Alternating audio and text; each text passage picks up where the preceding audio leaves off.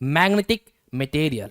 जैसा कि पिछले चैप्टर्स में हम लोग electric magnetic field due to electric current हम लोग पढ़ चुके हैं चैप्टर्स। ये चैप्टर्स उन्हीं को समझ में आएगा जो वो चैप्टर्स पढ़े होंगे। ठीक है, तो आप ये चैप्टर्स पढ़ने से पहले वो चैप्टर्स जाकर पढ़ लें। उसका लिंक डिस्क्रिप्शन बॉक्स में दे दिया गया है, आप वहां से पढ़ सकते हैं। तो चलिए आज हम लोग पढ़ते हैं एक नए दिन के साथ, एक नए चैप्टर के साथ, that is magnetic material. Okay, magnetic material. Okay, magnetic material कहने का मतलब ये है कि ये कुछ मटेरियल्स जो होते हैं वो मैग्नेटिक बिहेवियर शो करते हैं, उसके बारे में आज हम लोग पढ़ेंगे। तो मैग्नेटिक मटेरियल में सबसे पहले जो टर्म्स पढ़ेंगे, हम पढ़ेंगे मैग्नेटिक डायपोल पढ़ेंगे। दूसरा है मैग्नेटिक लेंथ क्या होता है, ज्योमेट्रिकल लेंथ क्या होता है। ठीक है ना। तो मैग्नेटिक डायपोल क्या होता है? It is a system in which has two poles equal in strength and opposite in nature separated by a finite distance two L. ठीक है ना। जैसे आप जानते हैं कि मैग्नेट बेसिकली वो मैग्नेट को ही मैग्नेटिक डायपोल यहां शो किया गया है। हमें पता है कि मैग्नेट के पास दो पोल होता है, एक नॉर्थ पोल होता है, एक साउथ पोल होता है। ठीक है ना। यानी मान लेते हैं कि ये हमारा क्या है, नॉर्थ पोल है, और ये हमारा क्या है, साउथ पोल है। ठीक है ना।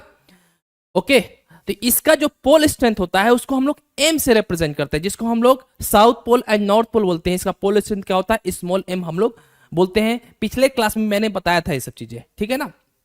जिसके बीच में जो डिस्टेंस है वो कितना है, 12 है। ठीक है ना।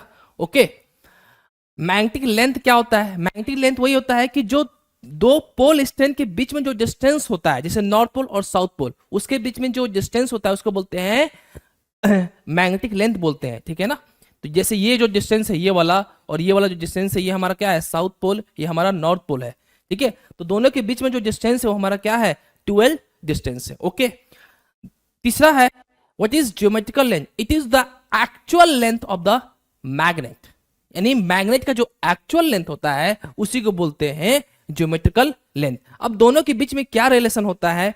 मैग्नेटिक लेंथ जो होता है वो ज्योमेट्रिकल लेंथ का 5/6 टाइम्स होता है। ठीक है ना। तो इसको हम ऐसे लिख सकते हैं, magnetic length equal to 2l equal to 5/6 into capital L. Okay ना। ओके, अब मैग्नेटिक डायपोल मोमेंट क्या होता है? ठीक है ना। जैसे आप इलेक्ट्रिक डायपोल मोमेंट आप पहले पढ़ चुके हो। ठीक है, जैसे हमारा क्या है, एक प्लस क्यू चार्ज है, एक माइनस क्यू चार्ज है। ठीक है ना। अगर ये दोनों हमारा चार्ज जो है किसी डिस्टेंस से सेपरेटेड है, तो ये क्या शो करते हैं कि ये हमारा डायपोल है। और दोनों का जो चार्ज होना चाहिए वो अपोजिट होना चाहिए, लेकिन इसका मैग्नीट्यूड सेम होना चाहिए। ठीक है ना। तो इसको बोलते हैं dipole.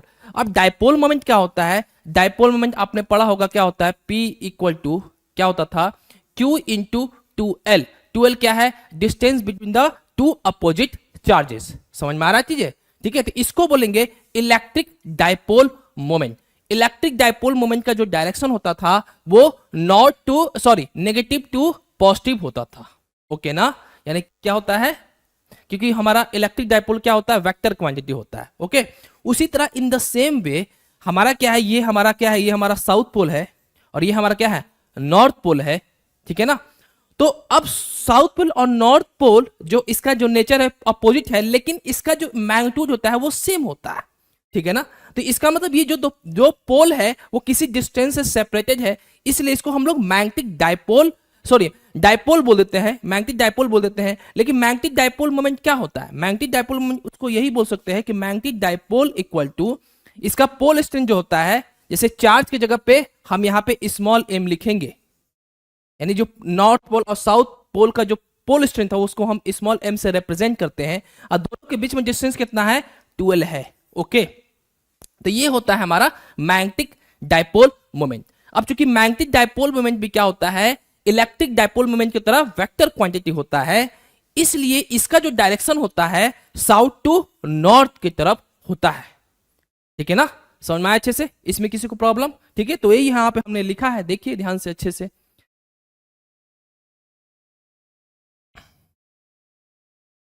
Magnetic dipole moment, the product of pole strength m and magnetic length 12 is called magnetic dipole moment.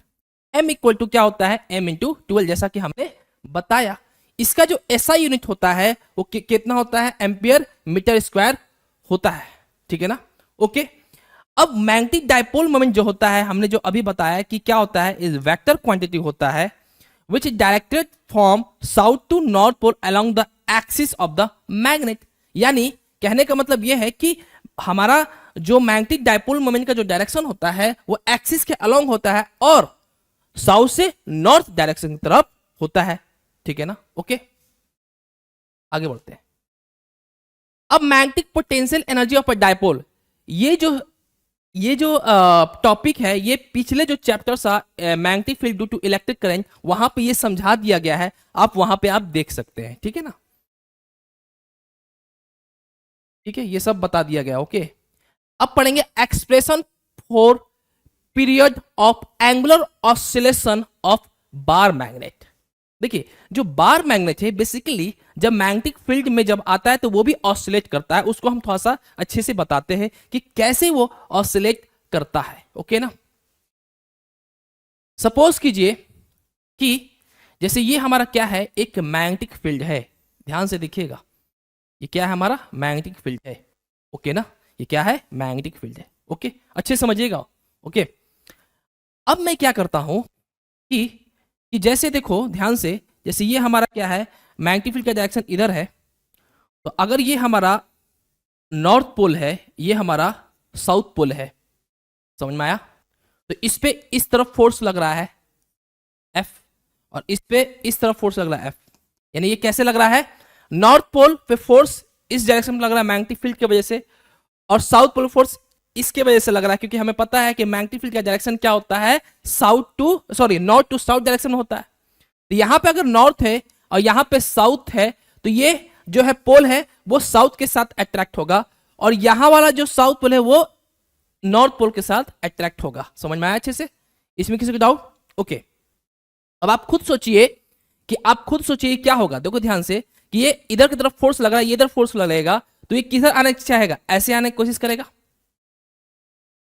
समझ में आ रहा चीजें, ये इधर आने का कोशिश करेगा, अच्छे समझिएगा, ठीक है ना।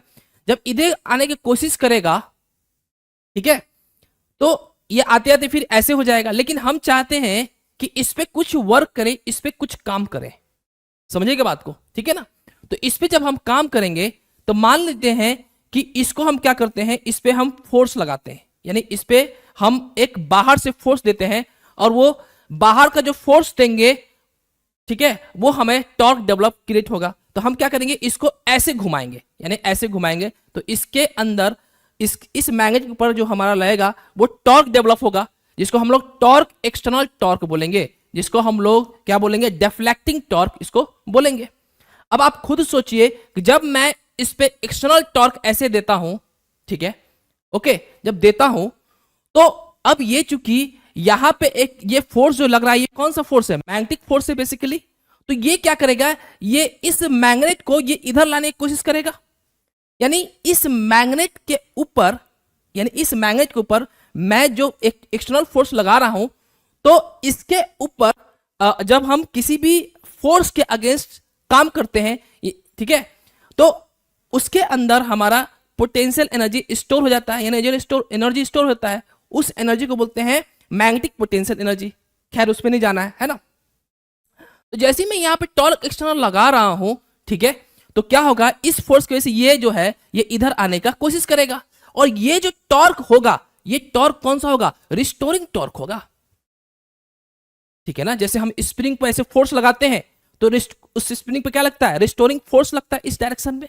उसी तरह जब मैं इसमें फोर्स लगा के इस डायरेक्शन में ला रहा हूं, तो इस फोर्स के कारण इसमें रिस्टोरिंग फोर्स लग रहा है, और रिस्टोरिंग फोर्स क्या है, हमारा यहाँ पे रिस्टोरिंग फोर्स लग रहा है। तो यहाँ पे जो हमारा ये एंगल है, देखो ध्यान से, अगर मैं ये एंगल दे रहा हूं थीटा से, यानी इसको एक्सटर्नल टॉर्क लगाकर थीटा एंगल दे रहा हूं, ठीक है, तो रिस्टोरिंग फोर्स जो है वो इस डायरेक्शन में लग रहा है, इसका मतलब थीटा का डायरेक्शन जो होगा वो रिस्टोरिंग टॉर्क से क्या होगा, अपोजिट होगा। समझ में आ रहा है। इससे एक चीज ये भी समझ में आ रहा है कि टॉर्क एक्सटर्नल हमारा ये क्या, हमारा डिफ्लेक्टिंग टॉर्क है, और रिस्टोरिंग टॉर्क क्या है, हमारा रिस्टोरिंग टॉर्क है, सॉरी टॉर्क आर जो है रिस्टोरिंग टॉर्क है, और वो क्या होगा, हम इसको बराबर कर सकते हैं, ठीक है ना। अब डिफ्लेक्टिंग टॉर्क क्या हो जाएगा हमारा, आई अल्फा, क्योंकि हम यहाँ पे एंगल थीटा से इसको बाहर तरफ क्या दे रहे हैं, हम यहाँ पे फोर्स लगा रहे हैं ना इस पे, ठीक है ना। तो यहाँ पे क्या लिखेंगे, डिफ्लेक्टिंग टॉर्क क्या होगा, रिस्टोरिंग टॉर्क के बराबर हो जाएगा। तो डिफ्लेक्टिंग टॉर्क क्या हो जाएगा, I alpha equal to minus, हमने टॉर्क का डिराइव किया था, टॉर्क का क्या होता है, एम बी साइन थीटा होता है। अब चूंकि जो डिफ्लेक्टिंग टॉर्क है रिस्टोरिंग टॉर्क के नेगेटिव डायरेक्शन होने, यानी उसका अपोजिट डायरेक्शन होगा, इसलिए मैंने यहाँ पे minus M B sine theta लगा दिया है, ठीक है ना। ओके, तो यहाँ पे minus M B sine theta हो जाएगा। अच्छा, एक चीज और, अब इस रिस्टोरिंग टॉर्क की वजह से जब इधर आएगा, देखो ध्यान से देखना, यहां पे आएगा, तो यहां बताओ इस पॉइंट पे जब ये यहां पे आएगा, तो यहां पे जो हमारा एंगुलर एक्सेलरेशन होगा ये मैक्सिमम होगा। यानी हमने रिस्टोरिंग टॉर्क दिया, टॉर्क एक्सटर्नल दिया, यहां पे देखो ध्यान से, यहां पे एक्सटर्नल टॉर्क दिया, तो यहां पे हमारा एंगुलर एक्सेलरेशन मैक्सिमम हो गया, ठीक है ना। ठीक है, जैसे स्प्रिंग में क्या होता था कि जब मैं स्प्रिंग पर फोर्स लगाता था तो एक्सट्रीम पोजीशन पे हमारा एक्सेलरेशन मैक्सिमम होता था और वेलोसिटी जीरो होता था, ठीक है। इन द सेम वे जब एक्सटर्नल टॉर्क देंगे तो जहां तक हम दे रहे हैं वहां पे एक्सेलरेशन हमारा मैक्सिमम हो जाएगा और वहां पे हमारा एंगुलर स्पीड जीरो हो जाएगा। लेकिन हमारा मीन पोजीशन कौन सा है, ये वाला है, ठीक है ना, ये मीन पोजीशन है।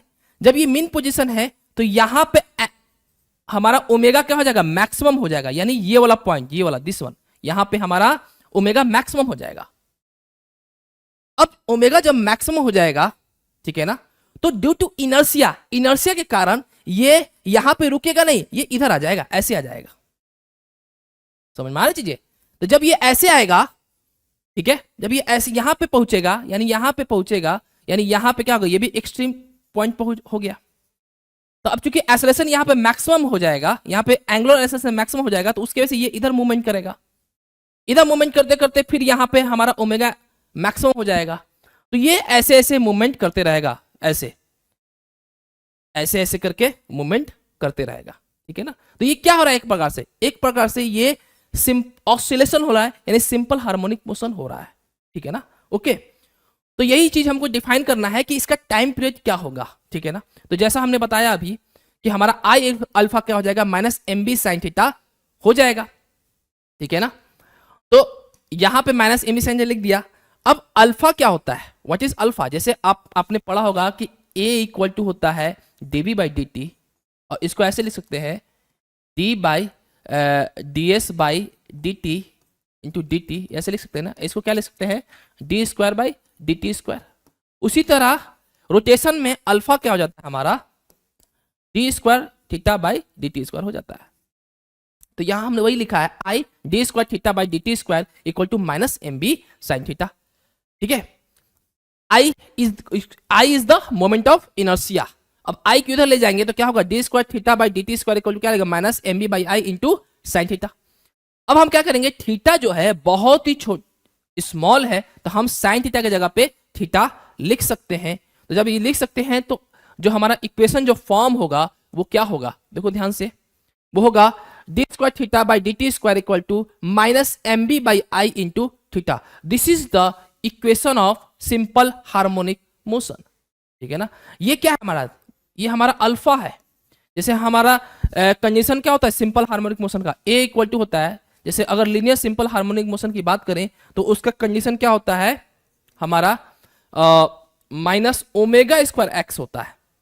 उसी तरह अगर हम एंगुलर की बात करें, एंगुलर सिंपल हार्मोनिक मोशन की बात करें, तो ए की जगह अल्फा हो जाएगा और ये ओमेगा स्क्वायर रहेगा, एक्स जगह पे थीटा हो जाएगा, ठीक है। ये होता है, तो ये हमारा क्या हो जाएगा, दिस इज द, ये हमारा जो टर्म्स है ये क्या हो जाएगा हमारा, ये हमारा ओमेगा स्क्वायर हो जाएगा, क्या हो जाएगा, ओमेगा स्क्वायर हो जाएगा। तो ये आपको देखने से क्या लग रहा है कि ये सिंपल हार्मोनिक मोशन का इक्वेशन है। तो हमारा ओमेगा स्क्वायर क्या हो जाएगा, एम बी बाई आई हो जाएगा, ठीक है ना, जैसा मैंने बताया अभी। ओके, तो ओमेगा क्या हो जाएगा हमारा, omega equal to root M B by I, omega equal का 2 पाई बाई टी होता है, root M B by I होता है, तो टी इक्वल टू क्या होगा, 2 pi root I by M B. I क्या है, मोमेंट ऑफ इनर्शिया, एम क्या है, magnetic dipole moment capital M, and B क्या है, मैग्नेटिक फील्ड है। ओके ना, ठीक, ओके। अब जो इंपॉर्टेंट इसका जो क्वेश्चन है बहुत ज्यादा इंपॉर्टेंट है, ये देखिए बहुत इतना ज्यादा इंपॉर्टेंट है इस चैप्टर के लिए। बहुत ज्यादा इंपॉर्टेंट है, इसको देख लीजिएगा एक बार। देखिए क्या है, ये कब आया है, मार्च 2014 में, एंड जुलाई 2022 एंड मार्च 2020 में। यानी ये पूछा है कि magnetic moment of electron revolving on the nucleus of an atom. यानी मैग्नेटिक मोमेंट हमें निकालना है कि जब इलेक्ट्रॉन जो है न्यूक्लियस के चारों तरफ घूमेगा तो उसका मैग्नेटिक मोमेंट क्या होगा। जैसे आपने पिछले चैप्टर्स में पढ़ा था कि देखो कि अगर एक सर्कुलर कॉइल है, इसमें करंट दौड़ रहा है, ठीक है, तो इसका मैग्नेटिक इसका जो मैग्नेटिक फील्ड का डायरेक्शन क्या होगा, मैग्नेटिक फील्ड का डायरेक्शन किधर होगा, देखिए ध्यान से, अंदर की तरफ नॉर्थ पोल, बाहर की तरफ साउथ पोल। इसका मतलब क्या हुआ, इसका मतलब यह हुआ कि इस उस तरफ नॉर्थ पोल है, इस तरफ नॉर्थ पोल है, इस तरफ साउथ पोल है, यानी ये किसके तरफ बिहेव करेगा, एक मैग्नेट की तरफ बिहेव करेगा। और जब मैग्नेट की तरफ बिहेव करेगा तो ये किसकी तरफ बिहेव करेगा, मैग्नेटिक डायपोल मोमेंट की तरफ बिहेव करेगा। तो जब ये हमारा अंदर की तरफ नॉर्थ पोल है, बाहर की तरफ साउथ पोल है, तो मैग्नेटिक डायपोल मोमेंट का डायरेक्शन किधर होगा, बाहर से अंदर की तरफ होगा, क्योंकि साउथ टू नॉर्थ होता है, ठीक है ना। उसी तरह इसमें भी हो रहा है कि ये हमारा क्या है, ये हमारा क्या है, एक न्यूक्लियस है, ठीक है, इसके चारों तरफ हमारा इलेक्ट्रॉन दौड़ रहा है, और हमें ये पता है कि हमारा इलेक्ट्रॉन जो है ऐसे दौड़ रहा है, ठीक है, तो उसके अपोजिट डायरेक्शन में हमारा करंट का मूवमेंट होता है, करंट फ्लो करता है, ठीक है ना। तो करंट जो है, अगर इलेक्ट्रॉन इधर चल रहा है तो हमारा करंट किधर चलेगा, इधर चलेगा, ठीक है ना। ओके, तो पहले इसका डेरिवेशन में आते हैं, फिर बाद में हम एम क्या होता है, एल, उसके बारे में हम जानेंगे, ओके ना। तो देखिए ध्यान से कि द इलेक्ट्रॉन जो है, the electron revolve around the heavy nucleus positive charge which it perform a uniform circular motion, ठीक है। इलेक्ट्रॉन जो है ये हेवी न्यूक्लियस के चारों तरफ यूनिफॉर्म सर्कुलर मोशन कर रहा है। तो V इक्वल टू क्या होता है, 2πr/t होता है। ये तो पता है आपको कि अगर अगर ये हमारा जो इलेक्ट्रॉन है एक पूरा यूनिफॉर्म सर्कुलर मोशन करने में अगर टाइम पीरियड t लगा रहा है, t टाइम लगा रहा है, तो इसका जो डिस्टेंस होगा वो कितना होगा, 2πr होगा। अगर इसका डिस्टेंस जो है न्यूक्लियस से और इलेक्ट्रॉन के बीच में जो डिस्टेंस अगर r है, तो हम ये लिख सकते हैं V इक्वल टू क्या हो जाएगा, 2πr/v, ठीक है ना। इतना समझ में आएगा। t क्या है, time period of the revolution, and v क्या है, ऑर्बिटल वेलोसिटी। ओके, समझ में आया अच्छे से। ओके, आगे बढ़ते हैं। r क्या है, radius of the orbit. Okay, the current I associated with orbiting electron of charge E is I equal to E/t। तो I क्या हो जाएगा, I क्या होता है, चार्ज पर यूनिट टाइम होता है। क्या होता है, चार्ज पर यूनिट टाइम होता है। ओके, और टाइम क्या है, यहाँ टाइम पीरियड है। ओके, और यहाँ Q की जगह क्या है, Q इक्वल टू क्या होता है, Ne होता है। N क्या है, नंबर ऑफ इलेक्ट्रॉन, इलेक्ट्रॉन कितना है, एक ही है ना, तो यहाँ पे क्या लेंगे, E हो जाएगा। तो यहाँ पे क्या हो जाएगा, Q की जगह पे E हो जाएगा, E/t। I equal to E और T के जगह पे हमने क्या लिखा, 2πr/v। तो हमारा I जगह वैल्यू आया यहाँ पे Eb/2πr होता है। अब आपने पढ़ा होगा कि मैग्नेटिक डायपोल मोमेंट जो होता है वो M इक्वल टू होता है NIA।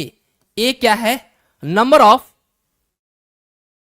टर्न्स, और टर्न्स कितना है, एक ही लूप है ना, इसलिए N का वैल्यू 1 हो जाएगा। तो क्या हो जाएगा यहाँ पे, M0 इक्वल टू IA हो जाएगा। समझ में आया अच्छे से। ओके, तो यहां पे हम लिख सकते हैं M0 equal to IA। I क्या हो जाएगा, Eb/2πr, और A क्या है, A is the area of the loop. तो एरिया ऑफ द लूप क्या है, यही तो है कि अगर इसका रेडियस R है, आप खुद देखिए इसका रेडियस कितना है, R है, तो इसका एरिया कितना हो जाएगा, πr² हो जाएगा। तो यहां पे हमने लिखा है πr²,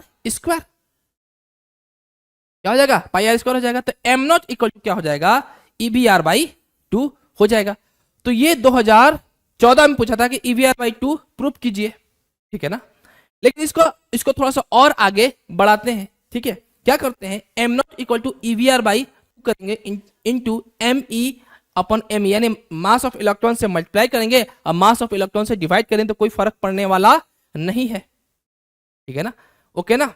अब देखिए, आपको पता है कि हमारा अगर कोई भी चीज, अगर कोई भी मास m है, उसका वेलोसिटी v है और इसका रेडियस r है, तो इस पॉइंट के अबाउट हमारा एंगुलर मोमेंटम क्या होता है? एंगुलर मोमेंटम क्या हो जाएगा ऑर्बिटल यहां पे कहेंगे ऑर्बिटल एंगुलर मोमेंटम क्या बोलेंगे? M V R. हमने रोटेशनल डायनेमिक्स में भी पढ़ाया है, वहां पे आप देख सकते हो, ठीक है ना? ओके, तो हमारा जो एल नॉट जो हो जाएगा यहाँ पे जो एल नॉट क्या है हमारा ऑर्बिटल एंगुलर मोमेंटम है, वो क्या है? Mass of electron into velocity v और r। वेलोसिटी क्या है? इलेक्ट्रॉन का वेलोसिटी है, r क्या है? Radius of the orbit. Okay ना? तो इसको देखिए हम कैसे लिखे हैं इसको, M E V R E by 2 me। तो MEVR क्या है हमारा? एंगुलर मोमेंटम है, ऑर्बिटल एंगुलर मोमेंटम है। तो यहां पे हम लिख सकते हैं M naught equal to L naught E upon 2me। तो हमारा एम नॉट जो हो जाएगा वो क्या हो जाएगा? E by 2me into L not. Okay, ये हो जाएगा। अगर हम वेक्टर फॉर्म में लिखें तो क्या हो जाएगा?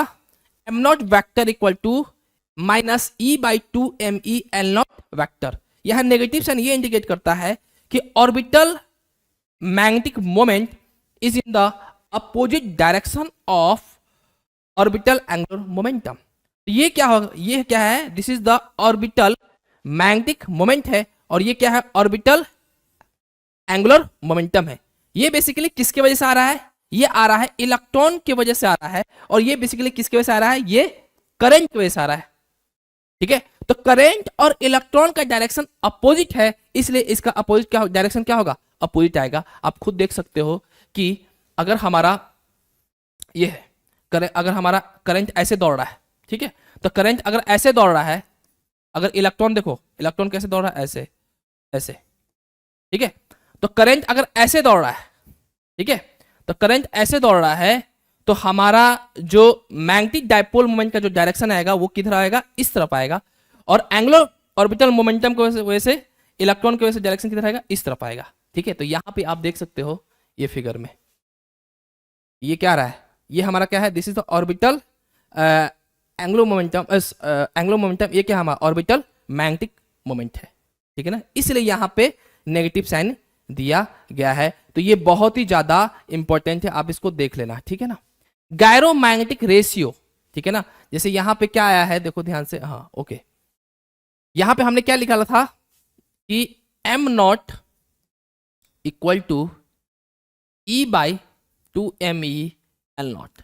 अगर हम मैग्नीट्यूड की बात करें, ठीक है, तो m by L naught equal to क्या हुआ? E by 2me। इसी को बोलते हैं गायरो मैग्नेटिक रेशियो। क्या बोलते हैं? इसी को गायरो मैग्नेटिक रेशियो हम लोग बोलते हैं, ओके ना? तो यहां पे वही लिखा हुआ है कि गायरो मैग्नेटिक रेशियो क्या है? The ratio of the magnetic dipole moment, ratio of the magnetic dipole moment with angular momentum of revolving electron is called क्या होता है? गायरो मैग्नेटिक रेशियो, ठीक है? इसका m by L naught equal to E by 2me होता है, ठीक है ना? इसमें न्यूमेरिकल भी आता है, ठीक है ना? ओके, इसका यूज है एक न्यूमेरिकल में, ओके? तो अब देखिए, चूंकि अब आप खुद कहिए, देखिए एम नॉट क्या है? E by 2me upon L naught है, ठीक है ना? अब आपको पता है according to second Bohr postulate क्या होता है? Angular momentum is equal to integral multiple of h upon 2 ये भोर ने सेकंड पोस्टुलेट बताया था, उसको आप बस यहां ध्यान रखेंगे। तो यहां पे एल नॉट की जगह क्या हो जाएगा? NH अपॉन 2 है, क्योंकि ये क्या हमारा ऑर्बिटल एंगुलर मोमेंटम है, ओके ना? तो NH अपॉन 2 हो जाएगा। तो E by 2me NH upon 2 हो जाएगा। तो क्या लिख सकते? ENH अपॉन 4me होता है, ठीक है ना? ओके, ऑर्बिटल मैग्नेटिक मोमेंट का, ठीक है? मैग्नेटिक मोमेंट का वैल्यू ये होता है। अगर n का वैल्यू 1 पुट करते हैं तो इसका वैल्यू जो आएगा वो EH अपॉन 4me होता है, ठीक है ना? ओके, समझ में आया अच्छे से? ये h क्या है? h is Planck's constant. जो प्लांक्स कांस्टेंट है, ये जो अगला जो चैप्टर्स है उसमें बताया जाएगा कि प्लांक्स कांस्टेंट क्या होता है, ओके ना? तो इतना याद रखो, EH अपॉन 4me होता है, और इसी को बोलते हैं, this is called bore magneton. इसका जो वैल्यू आता है बोर मैग्नेटॉन का, m का जो वैल्यू आता है m का 9.27 into 10⁻⁻24 ampere per metre square होता है, ठीक है ना? आसान है, ओके? आगे बढ़ेंगे। मैग्नेटिक परमेबिलिटी, मोहब्बत करने वाला, यानी मैग्नेटिक फील्ड से मोहब्बत करने वाला, ठीक है ना। आप खुद देख सकते हैं, आई सपोर्ट मैग्नेटिक फील्ड, यानी मोहब्बत करता है किसके साथ, मैग्नेटिक फील्ड के साथ। ओके, तो देखिए कैसे मोहब्बत करता है।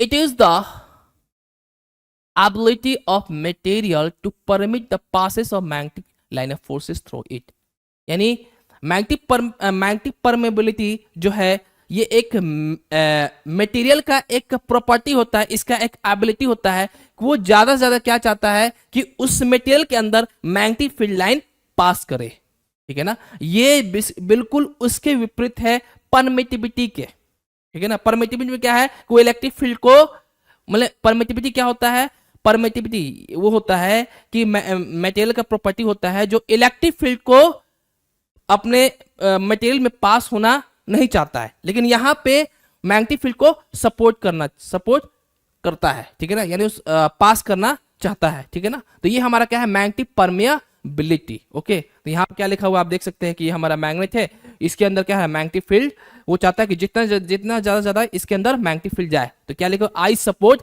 Magnetic field B not, it is represented by U. अब देखो, more magnetic permeability more easily field will pass, सही बात है कि जिस मटेरियल के पास मैग्नेटिक परमेबिलिटी ज्यादा है, इसका मतलब उस मटेरियल में ज्यादा से ज्यादा मैग्नेटिक फील्ड पास होगा, ठीक है ना। ओके, आगे बढ़ते हैं। रिलेटिव परमेबिलिटी क्या होता है, it is the ratio of permeability of the material to the magnetic permeability in free space, ठीक है। रिलेटिव परमेबिलिटी बेसिकली क्या होता है कि मटेरियल का परमेबिलिटी और फ्री स्पेस का परमेबिलिटी को जब डिवाइड कर देंगे, उसका रेशियो ले लेंगे, तो हमें क्या मिल जाएगा, रिलेटिव परमेबिलिटी मिलेगा, ठीक है ना। ओके, तो यहां पे यूनिट का वैल्यू क्या होता है, 4 pi into 10⁻⁷ weber A inverse metre के पावर -1 ये होता है, ठीक है ना। ओके, अब देखो, अब चूंकि देखो दोनों का जो यूनिट है वो क्या है, u का यूनिट का सेम होता है, u और यूनिट का यूनिट सेम होता है और डायमेंशन भी सेम होता है, इसलिए इसके पास ना यूनिट होता है ना डायमेंशन होता है। लेकिन वैक्यूम का जो रिलेटिव परमेबिलिटी होता है वो 1 होता है, लेकिन अगर हम आयरन की बात करें तो वो कितना होता है, 8000 होता है। आप खुद जानते हो कि आयरन जो है कितना ज्यादा मैग्नेटिक प्रॉपर्टी बिहेवियर शो करता है। अगर उसके इर्द गिर्द अगर कोई मैग्नेट आ जाता है तो उसके साथ चिपकना चाहता है, तो यानी वो चाहता है कि मैग्नेटिक फील्ड हमारे अंदर ज्यादा से ज्यादा आए, समझ में आ रहा है। तो ये एक रीजन हो सकता है, ओके ना। चलिए, ओके ओके, देखिए, अब देखिए, ओके, अब देखिए यहां पे कि जैसे मान लेते हैं कि हमने बाहर से अगर कोई एक मैग्नेटिक मटेरियल है, जैसे आयरन ही देख लो, ठीक है ना, बाहर से हम मैग्नेटिक फील्ड दिए बी नॉट, तो अंदर इसमें जो क्या होगा, अंदर इसके अंदर टोटल मैग्नेटिक फील्ड कितना डेवलप होगा मटेरियल के अंदर, ठीक है ना। बेसिकली इसमें हो क्या रहा है कि इसमें भी मैग्नेटिक डाइपोल मोमेंट होते हैं मैग्नेटिक मटेरियल में, समझ में आ रहा चीजें। देखो इसको थोड़ा सा हम थोड़ा समझा देते हैं क्या होता है इसके अंदर, कि जैसे मान लो कोई भी अगर हमारा मटेरियल है, ठीक है ना,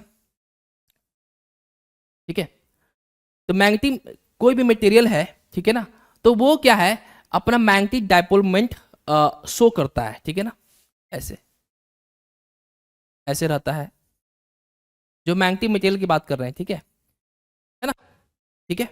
अब आप देखिए एक चीज और बता देते हैं कि ये जैसे हमारा ये क्या है, अगर मैं एक प्लास्टिक मटेरियल दे लूं, तो प्लास्टिक मटेरियल क्यों नहीं मैग्नेटिक की तरह बिहेव करता है, ठीक है। जैसे देखो क्या होता है, हमें पता है कि हर चीज जो बना हुआ है वो किससे बना हुआ है, एटम से बना हुआ है, और एटम के अंदर इलेक्ट्रॉन है, समझिएगा बात को, एटम के अंदर इलेक्ट्रॉन है।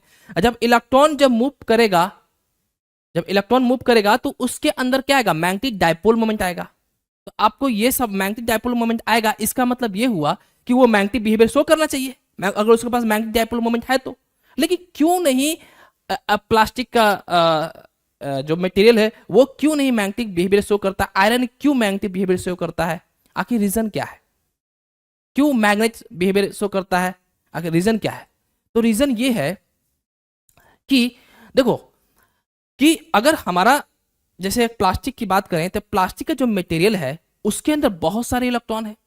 तो इलेक्ट्रॉन जो है, कोई इलेक्ट्रॉन ऐसे ही घूम रहा है, कोई इलेक्ट्रॉन ऐसे ही घूम रहा है, ठीक है ना।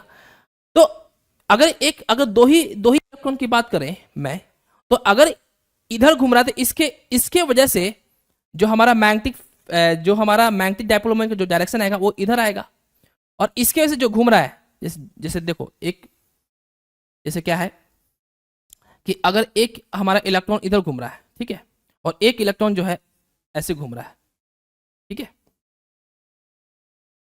ये एक मटेरियल है पूरा।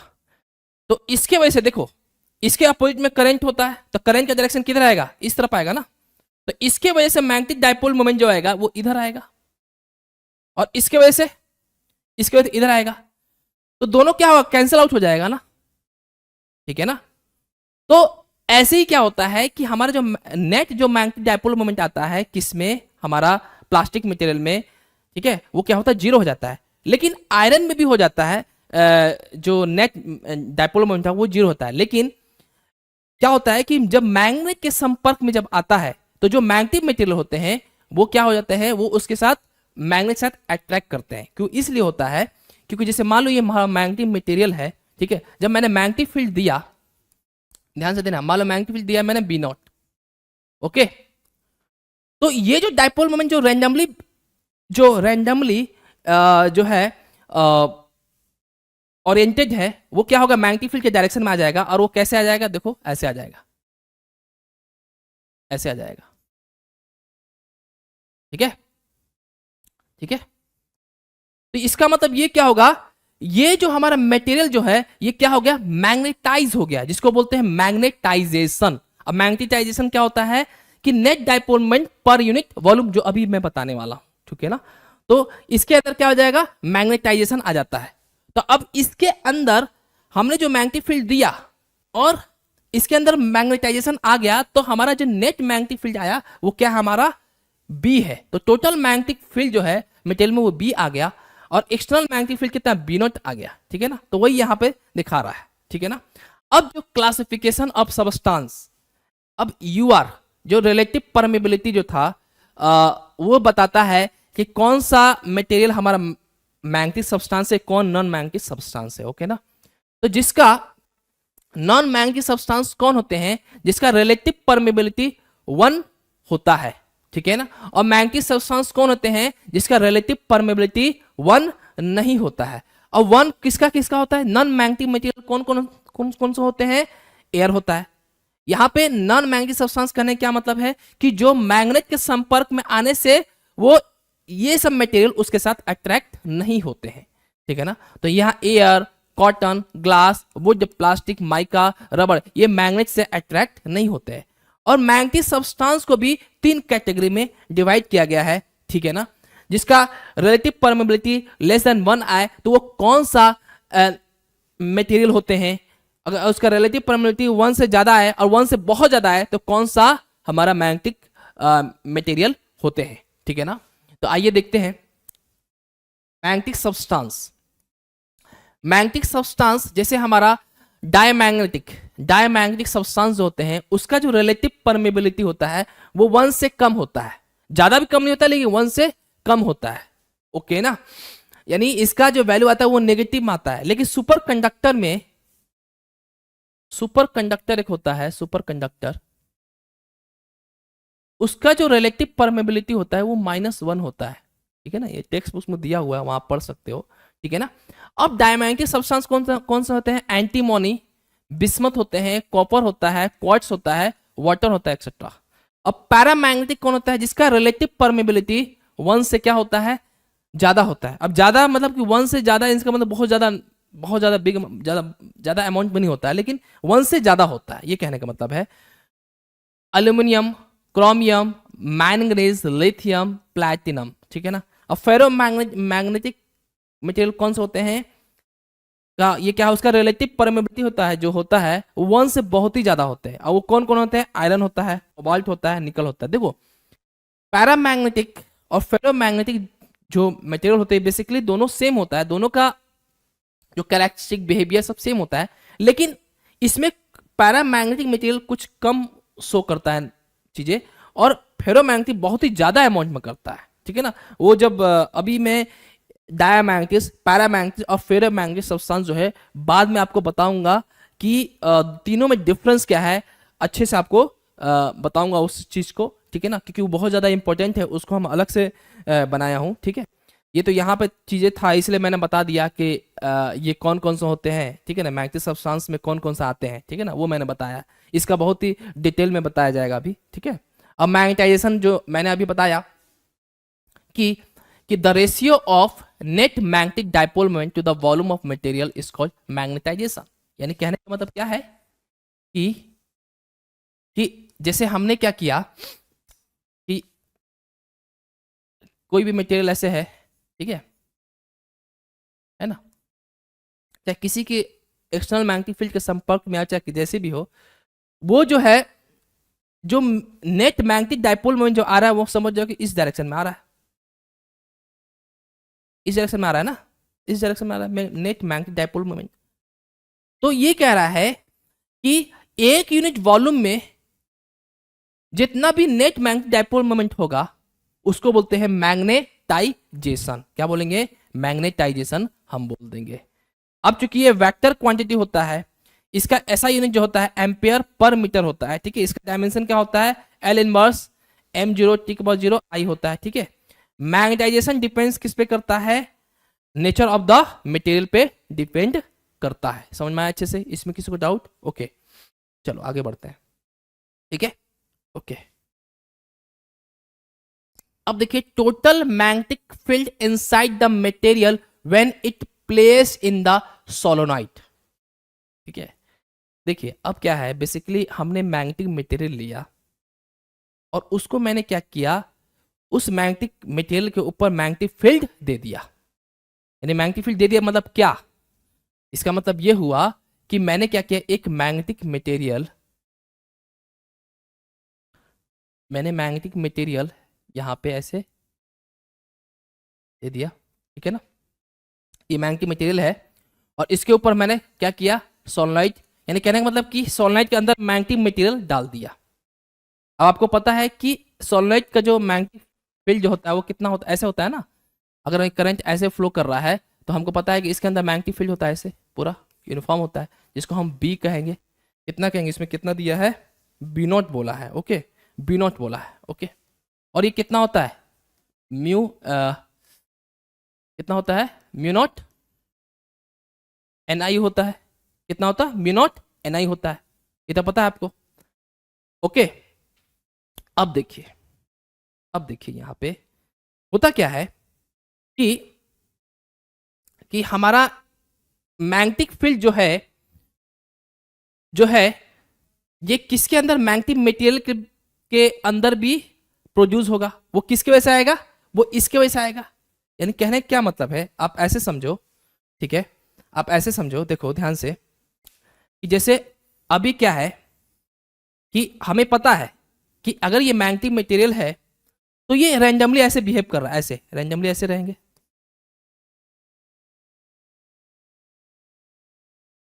इस वक्त इसका नेट मैग्नेटिक मोमेंट क्या है? मैग्नेटिक डाइपोल मोमेंट क्या है? 0 है, ठीक है ना। लेकिन जैसे ही इसके ऊपर मैग्नेटिक फील्ड देते हैं, ऐसे दिया, तो ये ऐसे हो जाएंगे। हो सकता है सब ना हो लेकिन कुछ तो हो जाएंगे, ऐसे हो जाएंगे, ठीक है, ठीक है।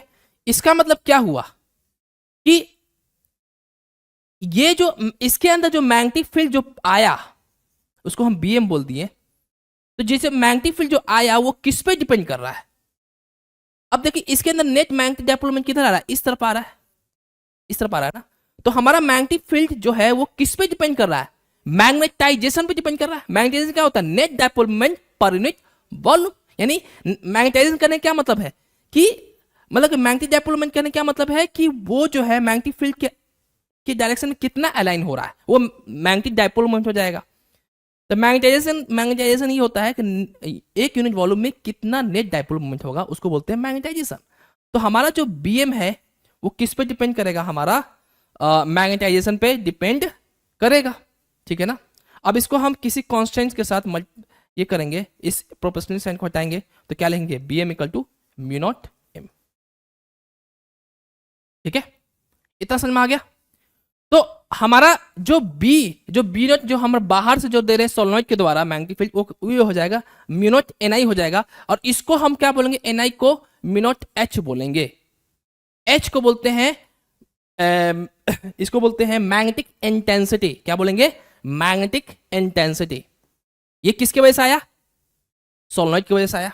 और ये वाला किसके वजह से आया, ये मटेरियल के अंदर खुद मटेरियल के अंदर मैग्नेटाइज होंगे, उसके वजह से आया, ये वाला आया। तो टोटल मैग्नेटिक फील्ड जो इसके अंदर आया उसको बोलते हैं मैग्नेटिक इंडक्शन, ठीक है ना। तो देखो ध्यान से क्या हुआ, इसके अंदर बी नॉट जो आया ये सोलेनोइड की वजह से आया, और जो बी एम जो आया ये जो मैग्नेटाइज हुआ उसके वजह से आया। तो टोटल मैग्नेटिक फील्ड हमारा क्या हो जाएगा, टोटल मैग्नेटिक फील्ड जिसको हम लोग मैग्नेटिक इंडक्शन भी बोल सकते हैं, ठीक है ना। तो क्या हो जाएगा, क्या लिखेंगे हम इसको, B इक्वल टू टोटल, ये क्या टोटल मैग्नेटिक फील्ड है, ये रॉड के अंदर है, जिसको मटेरियल को हम लोग क्या बोलेंगे, रॉड बोले हैं, वो B है, वो कितना होगा, B naught plus B M. इसका वैल्यू क्या है, म्यू नॉट एन आई है, इसका क्या है, म्यू नॉट एम है। अब म्यू नॉट एन आई को हमने क्या लिखा है, म्यू नॉट एच लिखा है, ठीक है। अब B इक्वल टू हमने क्या लिखा है यहाँ पे, B जो हो जाएगा वो क्या हो जाएगा, म्यू एच हो जाएगा, ओके ना, समझ में आया। अब इसी को यूज करेंगे, और इसी को यूज करके देखो क्या लिखेंगे, देखो देखो ध्यान से, ये देखो B के जगह पे म्यू एच लिख दिया, बी नॉट के जगह पे म्यू नॉट एन आई क्या है, एच है, मैग्नेटिक इंटेंसिटी, तो यहाँ पे म्यू नॉट एच लिख दिए। और ये हमारा बी एम क्या है, म्यू नॉट एम है, तो यहाँ म्यू नॉट एम लिख दिया हमने, ठीक है, समझ में आया इतने अच्छे से, ओके।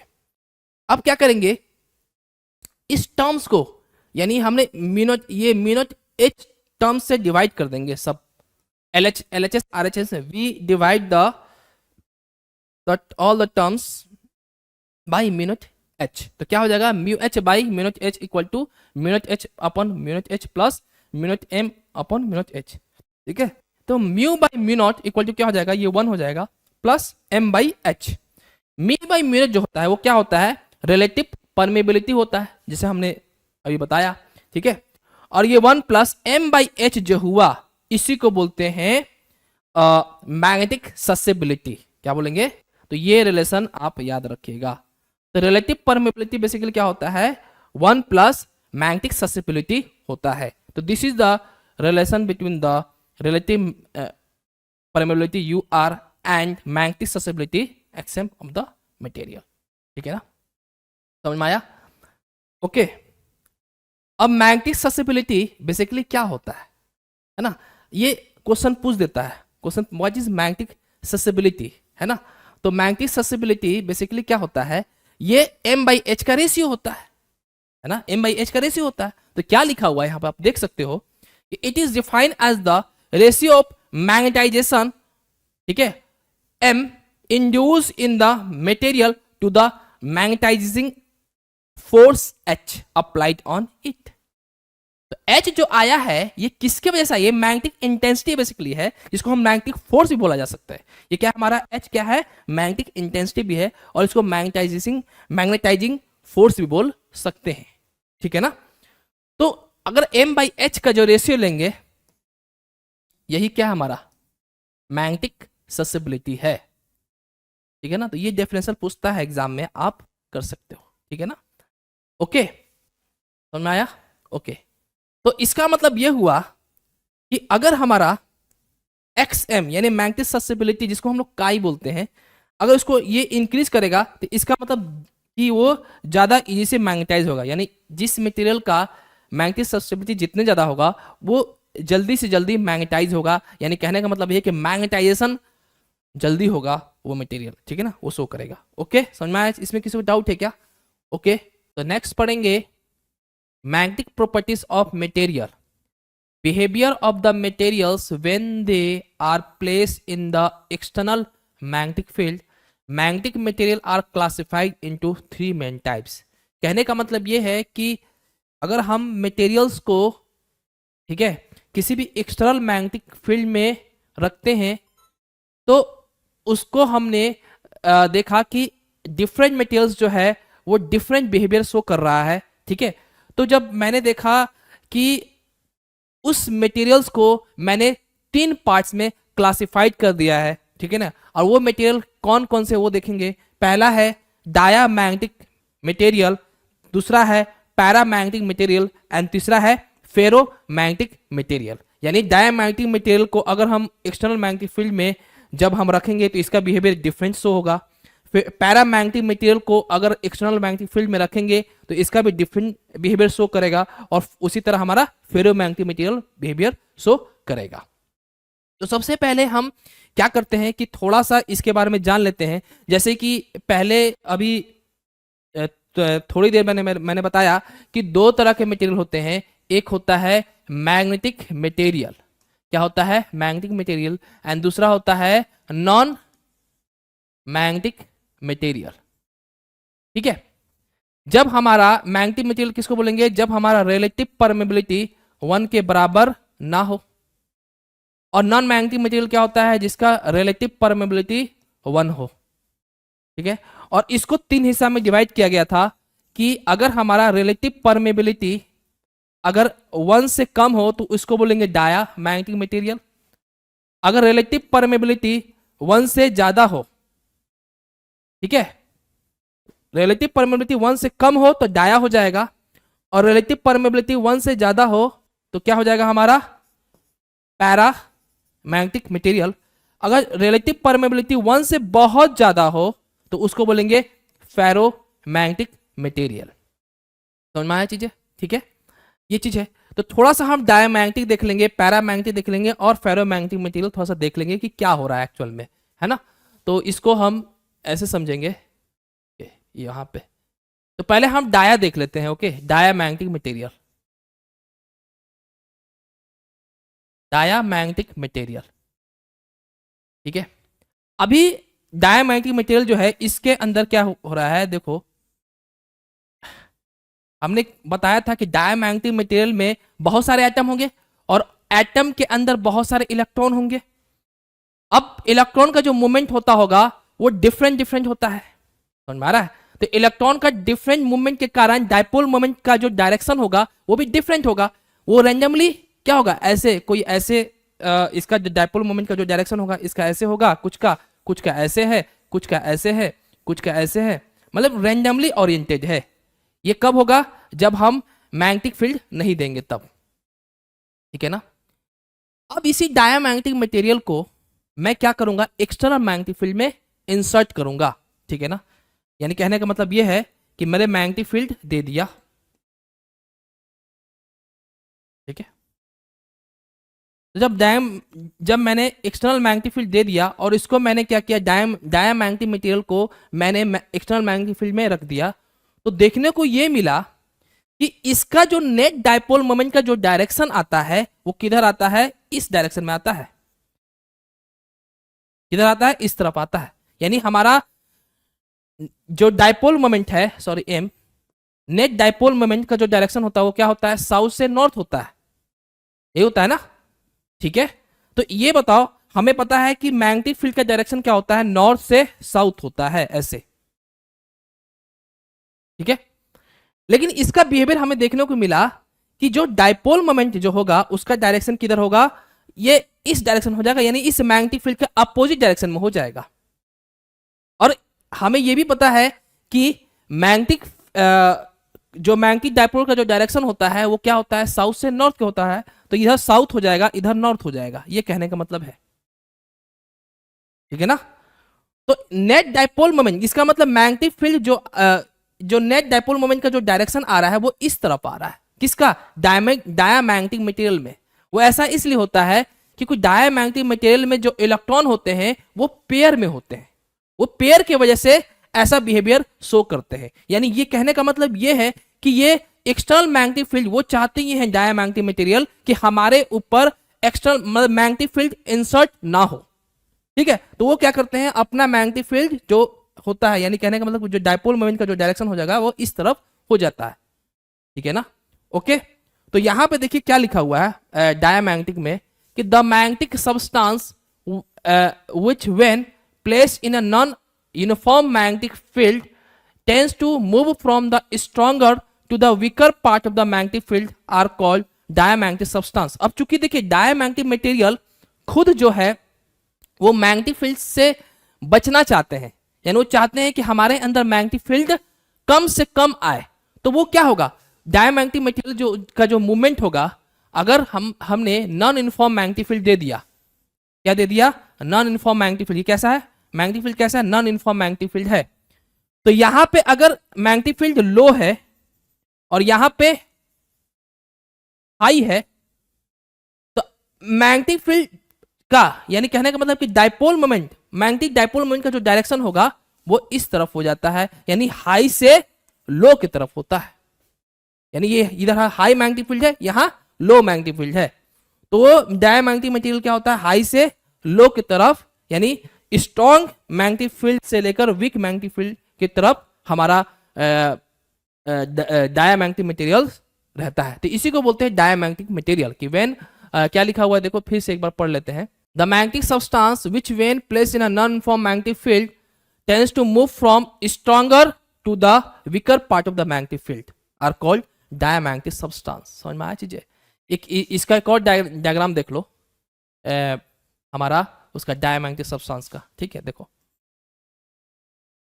जैसे देखो, अगर मैग्नेटिक फील्ड हम दे रहे हैं ऐसे करके, ठीक है, ये हमारा डाया है, ठीक है, तो ये क्या करेंगे, देखो ये ऐसे करके बच के जाएंगे, ऐसे, वो चाहते हैं कि इसके अंदर जो मैग्नेटिक फील्ड जाए वो कम से कम जाए, ठीक है ना, तो ध्यान ये रखिएगा कि अगर डायमैग्नेटिक मटेरियल को नॉन यूनिफॉर्म मैग्नेटिक फील्ड में डालते हैं तो स्ट्रॉन्ग मैग्नेटिक फील्ड से वीक मैग्नेटिक फील्ड तक शिफ्ट करते हैं, क्योंकि वो चाहते हैं कि कम मैग्नेटिक फील्ड में रहें, ठीक है ना, ओके। उसी तरह देखिए क्या होता है, पैरामैग्नेटिक मटेरियल में क्या होता है कि वन इलेक्ट्रॉन, मतलब कि वो पेयर में नहीं होते हैं, ठीक है ना, पेयर में ना होने के कारण क्या होता है, इसका जो डाइपोल मोमेंट होता है वो मैग्नेटिक फील्ड के डायरेक्शन में होता है, ठीक है ना, यानी ये क्या करते हैं, पैरामैग्नेटिक मटेरियल ये एक्सटर्नल मैग्नेटिक फील्ड को सपोर्ट करते हैं कि ज्यादा से ज्यादा हमारे पास क्या है, मैग्नेटिक फील्ड आए, ठीक है ना, लेकिन ये क्या होते हैं, वीकली अट्रैक्टेड होते हैं, स्ट्रांगली अट्रैक्टेड नहीं होते हैं, ठीक है ना, और वो डायमैग्नेटिक जो मटेरियल होता है वो वीकली क्या होंगे, वीकली रिपेल करेंगे, ठीक है ना, ठीक है, तो देखिए डायमैग्नेटिक मटेरियल क्या होगा, देखो ध्यान से, सॉरी पैरामैग्नेटिक में क्या होगा, ये अगर हमारा पैरामैग्नेटिक मटेरियल है, ठीक है, ये क्या है, पैरामैग्नेटिक मटेरियल, अगर मैग्नेटिक फील्ड मैं दूंगा ऐसे करके, ठीक है, ठीक है, तो इसका जो नेट डाइपोल मोमेंट का जो डायरेक्शन होगा वो किधर होगा, इस तरफ होगा, किस तरफ होगा, इस तरफ होगा, इस मैग्नेटिक, यानी मैग्नेटिक फील्ड के डायरेक्शन में होगा, ठीक है ना, तो इसका डेफिनेशन हम लोग थोड़ा देख लेते हैं, क्या लिखा हुआ है यहां पे, पैरा का क्या लिखा हुआ है कि the magnetic substance which when placed in a non uniform magnetic field have a small tendency to move from weaker to a stronger part of the magnetic field are called paramagnetic substance। अब देखिए आप यहां पे खुद देख सकते हैं इस फिगर में, पैरा वाला केस में, कि यहां पे मैग्नेटिक फील्ड क्या, अगर ये मान लो कि ये हमारा नॉन यूनिफॉर्म मैग्नेटिक फील्ड है, ठीक है ना, क्या है, तो यहां पे हाई मैग्नेटिक फील्ड होगा, मतलब स्ट्रॉन्ग मैग्नेटिक फील्ड होगा, यहां पे लो मैग्नेटिक फील्ड होगा, तो ये जो हमारा पैरामैग्नेटिक मटेरियल जो है वो लो से हाई की तरफ जाना चाहता है, यानी ये क्या करता है, पैरामैग्नेटिक मटेरियल मैग्नेटिक फील्ड को सपोर्ट करता है, यानी वो चाहता है कि ज्यादा से ज्यादा हमारे मटेरियल में मैग्नेटिक फील्ड इंसर्ट पास हो, लेकिन डायमैग्नेटिक ऐसा नहीं चाहता है, ठीक है ना, ओके, समझ में आया, ओके। अब देखो फेरोमैग्नेटिक मटेरियल, फेरो क्या है, फेरो ये है कि the magnetic substance which when placed in non-uniform magnetic fields have a strong tendency to move from weaker to a stronger part of the magnetic field are called ferromagnetic substance। देखो बात यह है ना कि पैरामैग्नेटिक मटेरियल और ferromagnetic material का behaviour क्या है, दोनों का सेम है, लेकिन क्या है कि पैरा का जो बिहेवियर होता है वो थोड़ा सा कम होता है, लेकिन फेरोमैग्नेटिक मटेरियल का बिहेवियर बहुत ही स्ट्रांग होता है, ठीक है ना। ये जब मैं इसका जब डिफरेंस बताऊंगा तीनों को, तीनों में क्या डिफरेंस है, तो वहां और अच्छे से आपको समझ में आ जाएगा, ठीक है ना। तो देखिए यहाँ पे क्या लिखा हुआ है, यहाँ कहने का मतलब ये है कि जैसे अगर ये क्या है हमारा फेरोमैग्नेटिक मटेरियल है, तो ये क्या करेगा, ज्यादा से ज्यादा सोचेगा कि इसके अंदर मैग्नेटिक फील्ड पास करे, ठीक है। यानी ज्यादा से ज्यादा क्या होगा, ये स्ट्रॉन्ग अट्रैक्ट, यानी स्ट्रॉन्ग अट्रैक्ट करेगा मैग्नेटिक फील्ड को, ठीक है ना। तो इसका जो डाइपोल मोमेंट होगा, अगर मैग्नेटिक फील्ड का डायरेक्शन ये है, तो इसका मैग्नेटिक डाइपोल मोमेंट का डायरेक्शन किधर होगा, इधर ही होगा, और वो बहुत ही स्ट्रांग होगा। समझ में आया चीजें, ठीक है ना। तो अब इसका थोड़ा सा एक जैसे एक क्वेश्चन है, ठीक है, फेरो मैग्नेटिक मटेरियल पे, उसको पहले देख लेते हैं, फिर इसके बाद इसका डिफरेंस क्या देखेंगे इसका, कि तीनों में डिफरेंस क्या है, डायमैग्नेटिक, पैरामैग्नेटिक एंड फेरोमैग्नेटिक, ठीक है ना। पहले फेरोमैग्नेटिक हम थोड़ा सा देख लेते हैं, ओके, देखिएगा, ओके, ये दिस वन, यहाँ पर आप देखिए, हाँ, ये देखिए आया था अक्टूबर 2008 में आया हुआ था, ठीक है ना, बहुत पुराना है, ठीक है। इसमें आया था, आप इसमें देख सकते हैं कि explain ferromagnetic magnetism on the basis of domain theory, ठीक है ना, इसमें ये बताना है, ठीक है। तो इसमें बेसिकली क्या है, आप इस फिगर को आप देख लीजिए कैसे क्या है, ठीक है। अब इसमें क्या है वो मैं आपको एक्सप्लेन करता हूं, ओके, ठीक है, देखिए, ओके, उसी को एक्सप्लेन करता हूं मैं, ठीक है। क्वेश्चन आपने देख लिया, ओके, क्वेश्चन फिर से एक बार दिखा देता हूं मैं आपको। इसमें एक्सप्लेन क्या करना है, देखिए ध्यान से, कि explain ferromagnetic magnetism on the basis of domain theory, यानी डोमेन थ्योरी के बेस पे हमें फेरोमैग्नेटिज्म को एक्सप्लेन करना है, ठीक है। अब डोमेन थ्योरी क्या है वो देख लेते हैं कि डोमेन थ्योरी है क्या बेसिकली, ठीक है। देखिए, इसको अच्छे से समझेंगे, ओके, देखो ध्यान से, बेसिकली देखो फेरोमैग्नेटिक मटेरियल जो होते हैं वो डोमेन को फॉर्म में होते हैं, देखो ध्यान से देखना, ऐसे होते हैं, है ना, ओके। अब मैं क्या करता हूं, जैसे ये हमारा एक डोमेन हो गया, एक ये हमारा ये हो गया, है ना, एक हमारा ये हो गया, एक हमारा ये हो गया, ठीक है। तो इसमें क्या होता है, फेरोमैग्नेटिक मटेरियल में क्या होता है कि 10 टू 17 एटम्स एक डोमेन में होते हैं, क्या होते हैं, एक डोमेन में, ये जैसे एक एक डोमेन, दूसरा, तीसरा, चौथा, पांचवा, छठा, और भी होते हैं लेकिन मैंने इतना ही दिखाया। और इसमें यह कह रहा है कि इसमें जो डायपोल मोमेंट होता है एक डोमेन में वो सेम डायरेक्शन में होता है, यानी कहने का मतलब यह है कि सारा का सारा, जैसे अगर हमारा डायपोल मोमेंट की, मैग्नेटिक डायपोल मोमेंट की बात करें, तो वो इस डोमेन में इस डायरेक्शन में होगा, मान लो।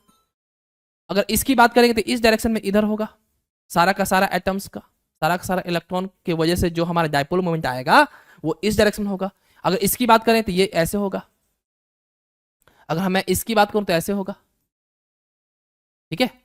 अगर इसकी बात करूं तो ऐसे होगा, यानी क्या होगा कि ये रैंडमली ओरिएंटेड होंगे, लेकिन एक डोमेन में एक ही डायरेक्शन में हमें डायपोल मोमेंट देखने को मिलेगा, यानी डायपोल मोमेंट का डायरेक्शन जो होगा वो एक डोमेन में एक ही डायरेक्शन होगा, ठीक है ना। ये कब होगा, जब हम इसके अंदर मैग्नेटिक फील्ड नहीं डालेंगे तब, ठीक है ना।